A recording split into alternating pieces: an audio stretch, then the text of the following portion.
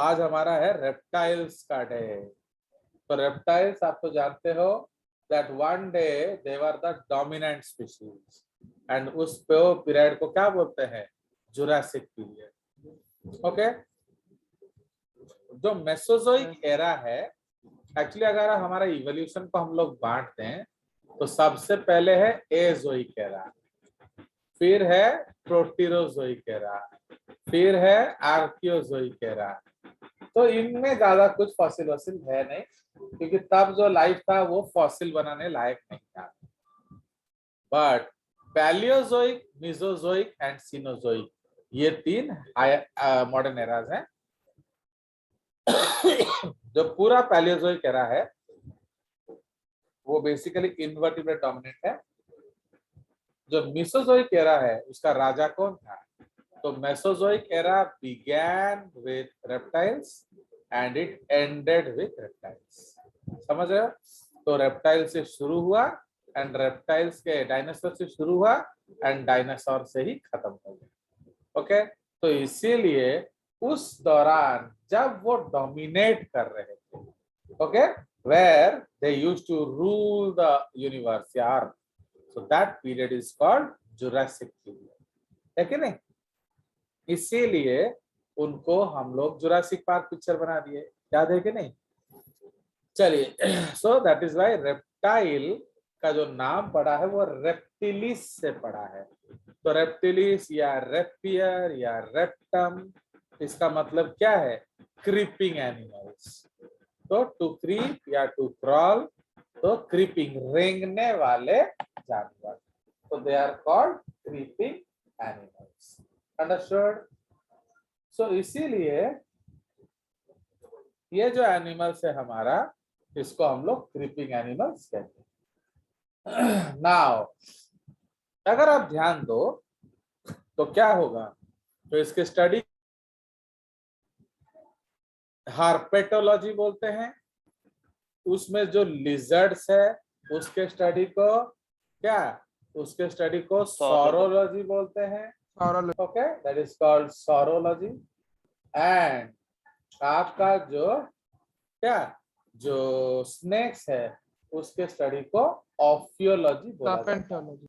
Okay, हाँ, सर्पेंटोलॉजी, ophiology. Okay, उसी तरह से तो एज ऑफ रेप्टाइल्स क्या है? Mesozoic era. मेसोजोइक।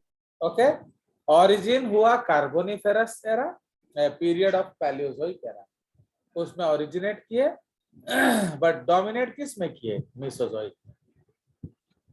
तो connecting link between Amphibia and Reptilia कौन है? सेमोरिया।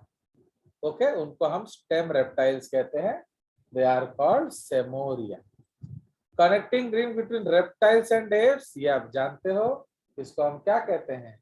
Archaeopteryx lithographica. Okay, found from Bavaria in Germany. Okay, तो Archaeopteryx lithographica found from Bavaria in Germany and they belong to Aves. Actually अभी उसको हम Aves में डालते हैं, ओके, बट उसमें फीचर्स रेप्टाइल के भी थे एंड उसमें फीचर बर्ड्स के भी थे। कोई शक? Now connecting link between amphibian and reptiles एक और आ जाता है, ऑर्निथोरिंकस। तो ऑर्निथोरिंकस क्या है? दिस इज एक्चुअली गलती हो गया, ये एम्फीबियन नहीं है, तो this is your mammals. Okay, तो इसको आप लोग मैमल्स कर देंगे। ओके, तो connecting link between mammals and reptiles, तो उसको कहते हैं ऑर्निथोरिंकस, मतलब डक बिल्ड प्लेटिपस। तो उसको आज के डेट पे हम कहाँ पढ़ते हैं? इन प्रोटोथेरिया क्लास मैमालिया। अंडरस्टूड? तो इसीलिए रेप्टाइल जो है वहां से तीनों ओरिजिन होगा, रेप्टाइल से बर्ड जाएगा, एम्फीबियन से रेप्टाइल आया, रेप्टाइल से मैमल्स आया। Okay, now they are the first amniotes, मतलब ट्रूली टेरेस्ट्रियल एनिमल्स। क्यों? क्योंकि उनका जो एग है वो क्लेडोइक है, शेल्ड है, एंड उनके पास एमनियन लेयर का उत्पत्ति हुआ। तो first time amnion layer was represented in which category of animals? Reptiles. ठीक है, तो इसीलिए अब उनके पास 4 फीटल मेम्ब्रेन्स हैं. तो what are the first 3? Chorion, allantois, yolk sac. तो ये फर्स्ट 3 है. Amnion is the 4th. Understood? चलिए, उसके बाद जो है आपका, तो एमनियन उसका 4th लेयर है. नाउ तो ये मैमल्स हो गए, बर्ड्स, क्रोकोडाइल्स. तो ये आपका जो है, this is the branch. Now distinguishing features. तो अगर आप ये देख रहे हो, हमने एक छोटा सा एलिगेटर का या क्रोकोडाइल का फोटो बनाया है. तो हियर आप क्या देख रहे हो? तो you are seeing very very hard scales. इसका जो स्किन देख रहे हो कि नहीं, इसमें बड़े बड़े स्केल्स हैं एंड स्क्यूट्स हैं.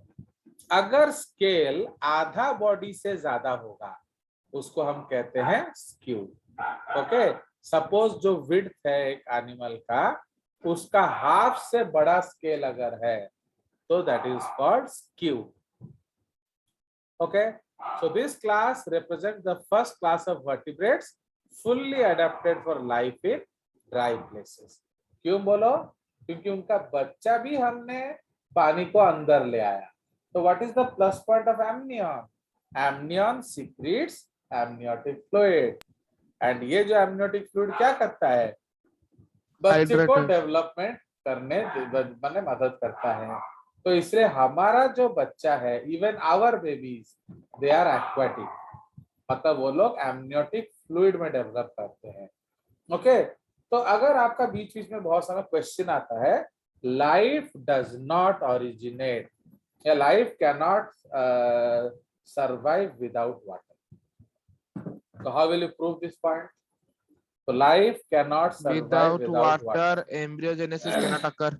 मतलब देखो, मैमल का भी जो बच्चा है वो एक्वाटिक है कि नहीं? हमने हमारे अंडे में ही पानी ले आया. हमें जब पानी से भगा दिया गया, हमने अंडे में पानी ले आया. तो how we brought water in the egg? We develop amnion layer. ठीक है, तो एमनियन लेयर जो है उसको हमने डेवलप किया, और उसने पानी को अंदर ही ले आया. ठीक है जी. So they have no unique characters that can separate them from other. मतलब इसमें common characters हैं. They show characters that are found in fishes and amphibians in one hand and birds and mammals in other hand. इसलिए आप देखोगे कि reptiles का resemblance हर तरह के animals के साथ होगा. Okay? चलिए, तो अब these animals appeared in the late Paleozoic era, dominated during the Mesozoic era. उसको गोल्डन एज ऑफ रेप्टाइल्स बोला जाता है. ओके, बट जुरासिक जो पीरियड है, दैट इज कॉल्ड द क्या? Age of dinosaurs. Okay, presently more than 7000 living species हैं. तो these are predominantly terrestrial, creeping और बरोइंग. ठीक है, तो क्रीपिंग का मतलब क्या है? रेंगने वाले. बरोइंग मतलब they make burrows and live in them. ठीक है, मोस्टली कार्निवोरस. ओके, माने ये मांसाहारी होते हैं. Air breathing, cold blooded, poikilothermal, oviparous, tetrapods. I think इसमें आपको कोई प्रॉब्लम नहीं है. एयर ब्रीदिंग मतलब क्या है? उनका रेस्पिरेटरी ऑर्गन है लंग्स. जो मैंने आपको टेबल भेजा था, क्या आप लोगों ने कॉपी कर दिया कि नहीं कॉपी में? बिकॉज अगर आप उसको कॉपी कर दोगे तो ये याद रह जाएगा. बहुत लोग क्या करते हैं, लेकर रख देंगे. उससे क्या होगा? उससे आपको कभी भी याद नहीं रहेगा. And that is one of the biggest reason I don't send PDF. Suppose मैं आपको पीडीएफ दे रहा हूँ, उसका काम क्या है कि आप फटाफट उसको कॉपी कर लें. बट लोग क्या सोचते हैं, अरे सार तो दे चलती अच्छी था वाला. तो इसीलिए जनरली मैं पीडीएफ नहीं देता. Okay, body is divisible into head, neck, trunk and tail.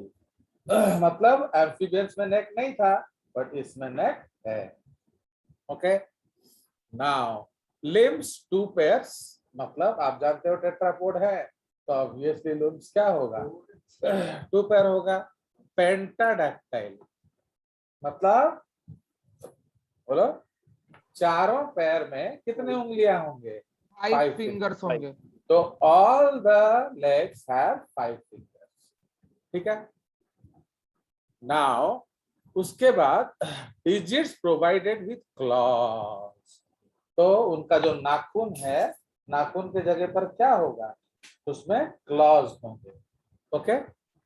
However limbs are absent in some lizards and all snakes. Actually कौन सा लिजर्ड है? That is called limbless lizard. तो जो लिम्बलेस लिजर्ड है उसमें लिम्स नहीं होगा। अंडरस्टूड? उसी तरह सांप में लिम्स नहीं होता है। तो अदरवाइज बाकी सब में आपका मिल जाएगा क्या? लिम्स। तो ये नहीं होता है ना, सेकेंडरीली लॉस्ट है। बताओ, ये नहीं होता है ना, सेकेंडरीली लॉस्ट है। Secondary lost. यस, मतलब एंसेस्टर्स में होगा। ओके, जैसे स्नेक है, स्नेक का एंसेस्टर क्वाड्रूपेडल था। अब वो बेचारा भाग भाग के जाता था, जब प्रेडेटर दौड़ा रहा था फट से बिल में घुस जाएगा बोलने से लात जो है वो ऑब्स्ट्रक्शन करता था। तो इसीलिए लोग सोचते हैं, स्पेशली लमार्क, उन्होंने क्या कहा कि इसीलिए वो पैर टकरा टकरा टकरा टकरा के गिर गए, है कि नहीं? So that is what we thought, that basically it is an adaptation because they live in burrows. तो अगर छोटा बरोज बनाएंगे तो उसमें क्या होगा? उसमें आपका लिम्स तो नहीं रह सकता ना, बिकॉज लिम्स उसमें घुसने से उसको ऑब्स्ट्रक्ट करेगा। तो दिस इज द केस। ठीक है। Mouth, a body is covered with horny epidermal scales, shields, plates and scutes। अलग अलग का अलग अलग होगा। Skin is cornified. कॉर्निफाइड का मतलब क्या है? उसका जो आउटर लेयर है उसमें केराटिन डिपोजिशन है। ओके, सो केराटिन डिपोजिशन को हम लोग कॉर्निफिकेशन कहते हैं। तो हम लोग का भी स्किन कॉर्निफाइड है कि नहीं? तो हमारा जो स्किन है वो कॉर्निफाइड है। ओके, इसीलिए आप देखोगे आपके जो हैंड है, जनरल बॉडी जो है उसमें कम कॉर्निफिकेशन है, बट फुट में देखिए, आपके पाम्स में देखिए, यहाँ मोटा मोटा कॉर्निफिकेशन होगा। Okay, why? बिकॉज जहां ज्यादा स्ट्रेस वहां ज्यादा कॉर्निफिकेशन। ज्यादा कॉर्निफिकेशन का मतलब क्या है? More deposition of keratin protein. Understood? तो वो जो सेल्स है वो मर जाते हैं, उनके अंदर हम क्या ठूस देते हैं? बोलिए, keratin. Okay, now mouth terminal है, एकदम एंड पे माउथ होता है large. Mouth is terminal, large, jaws bear teeth, कौन से?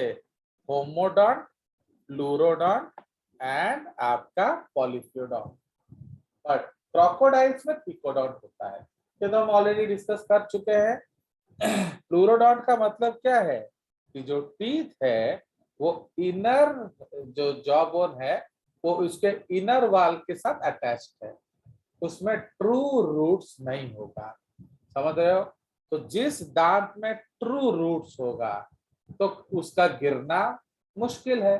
तो जिस दांत में ट्रू रूट्स होगा उसमें गिरना मुश्किल है, पर जिस दांत में ट्रू रूट्स होगा उसका गिरना मुश्किल है।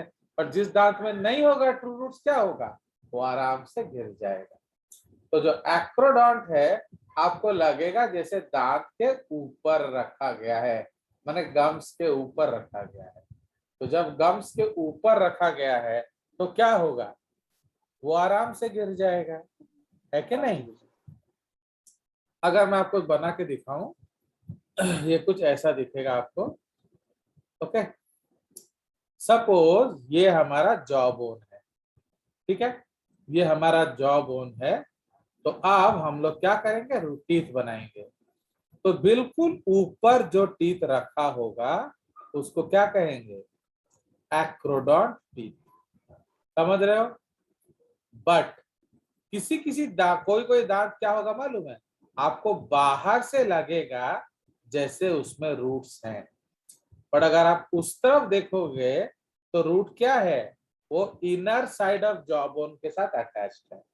ओके, उसमें कोई गड्ढा वड्ढा नहीं है, वो अंदर के तरफ चिपका हुआ है, तो इसको हम लोग प्लूरोडोंट बोलते हैं। एंड ये भी आराम से गिर जाएगा।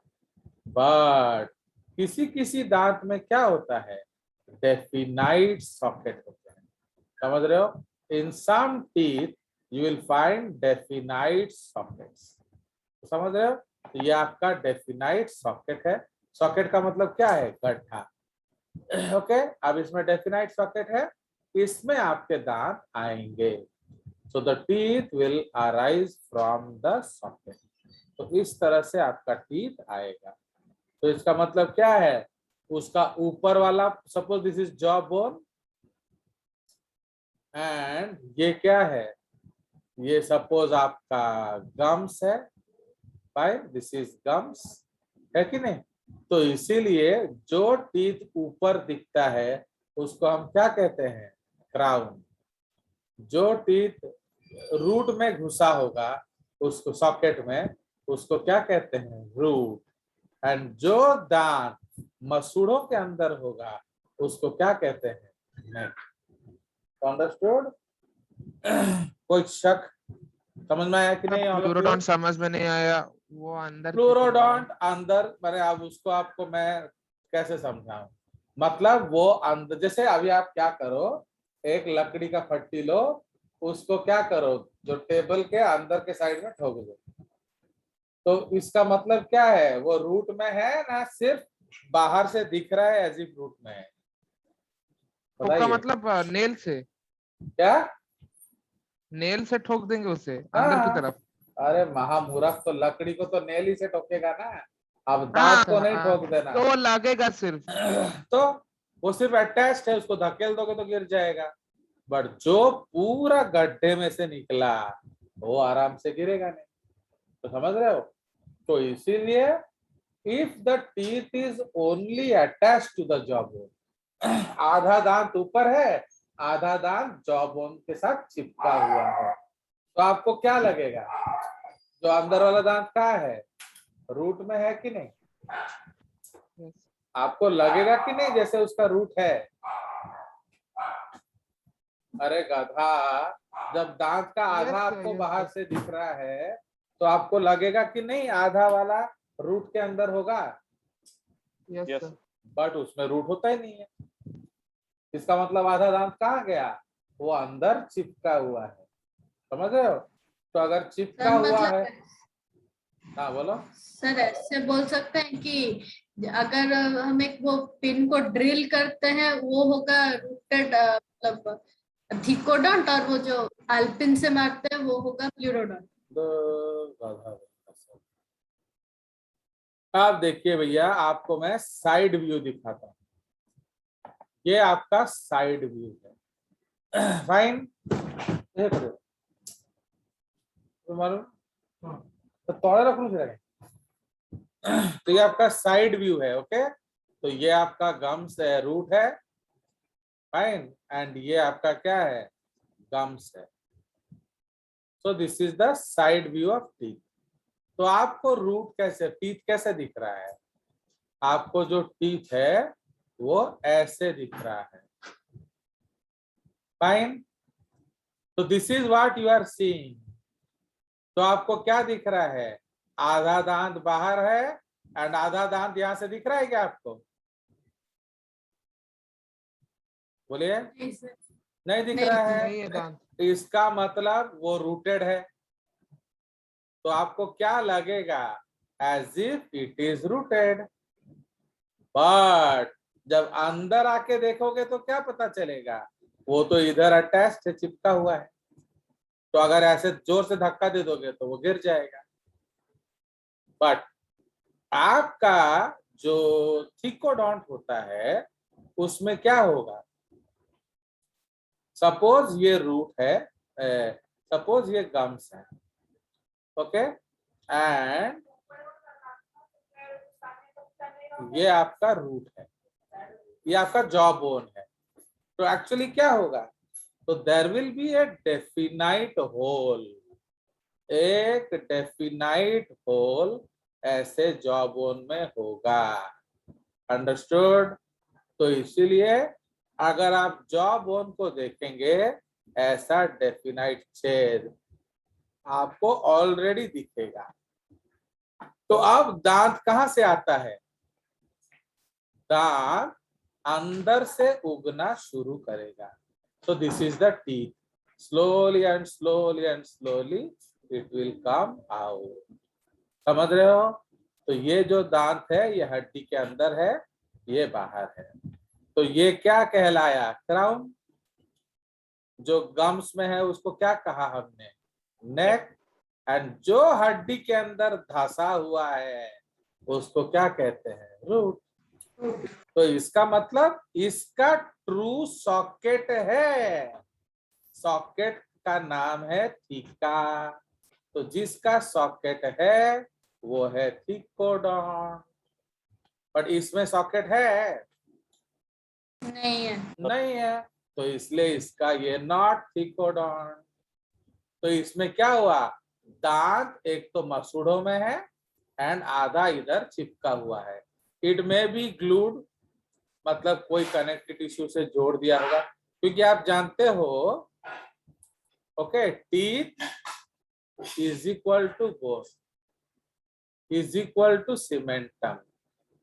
मतलब केमिकल कंपोजिशन तीनों का सेम है। टीथ का जो है, बोन का वही है, सीमेंटम का वही है।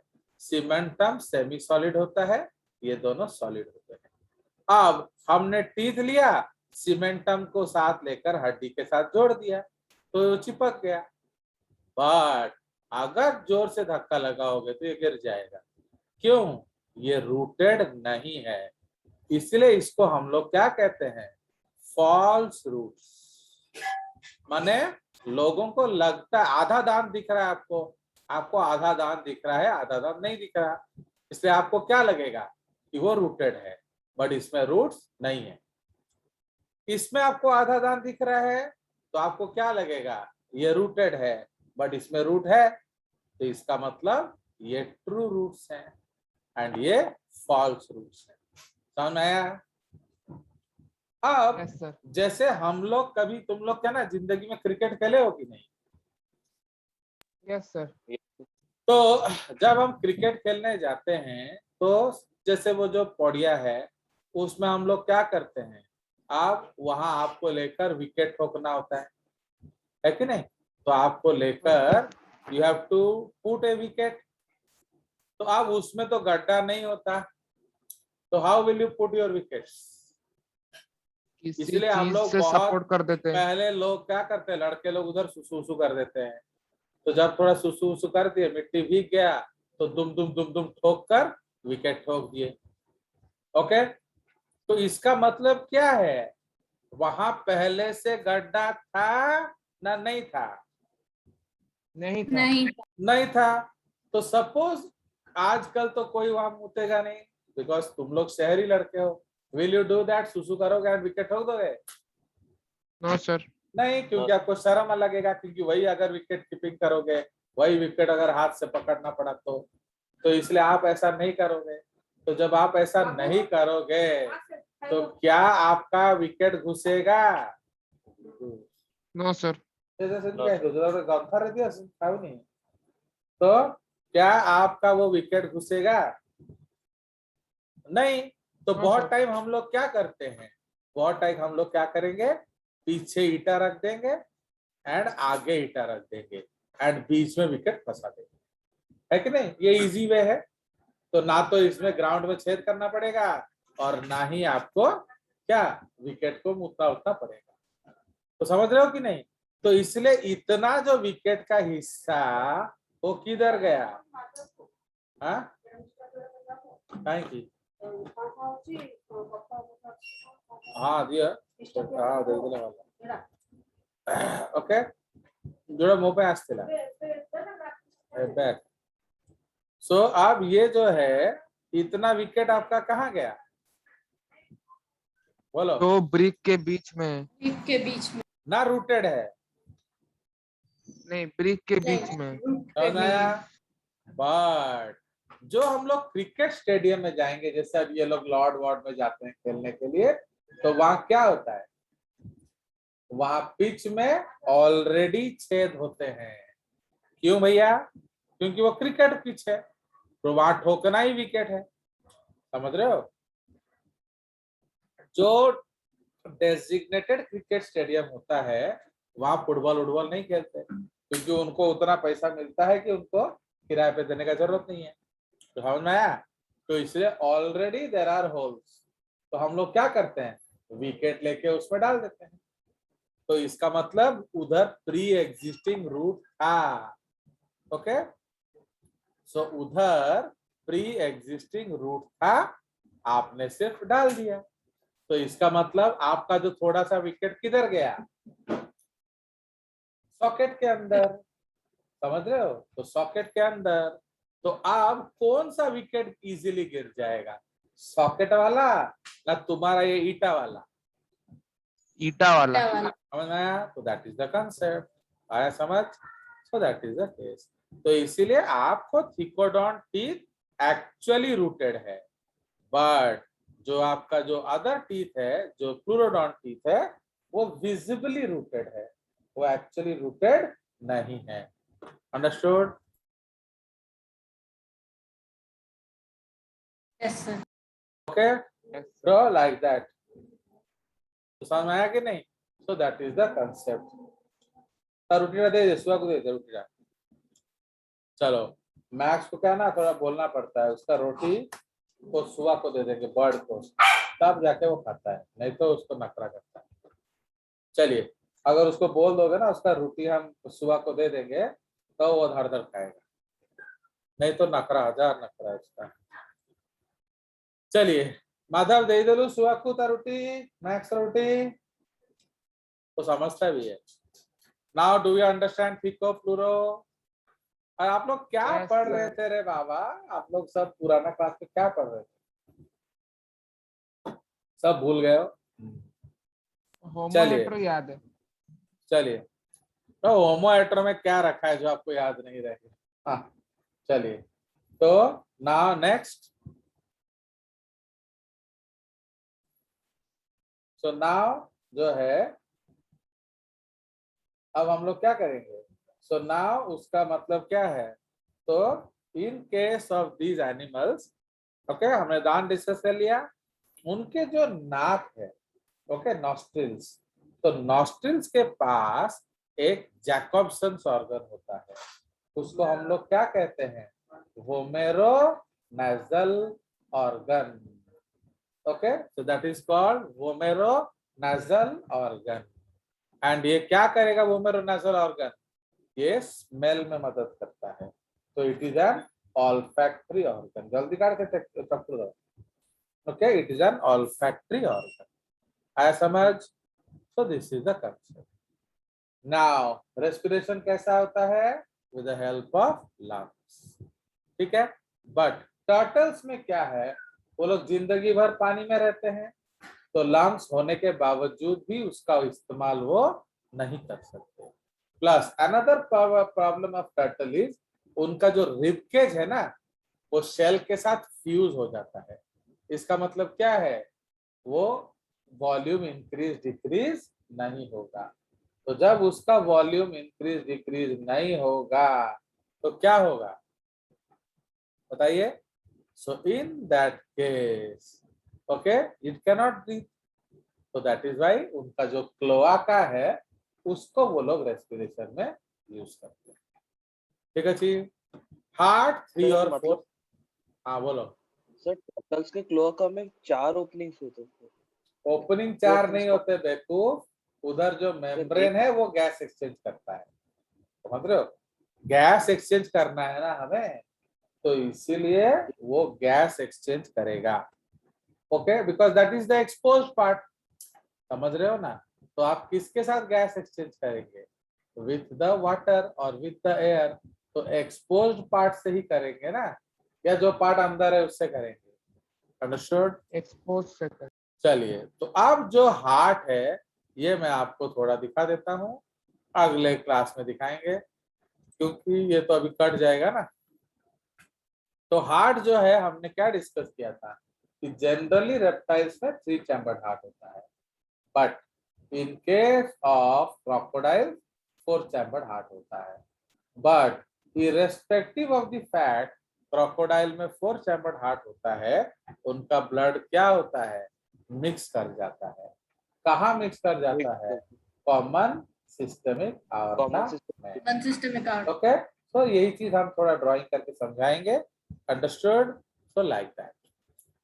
Now in case of reptiles आपका जो है साइनस वेनोसस वो राइट ऑरिकल में खुलेगा, but in case of crocodiles वो धीरे धीरे गायब हो जाता है, माने उसका और कोई जरूरत नहीं है। Okay, so that is why it is lost.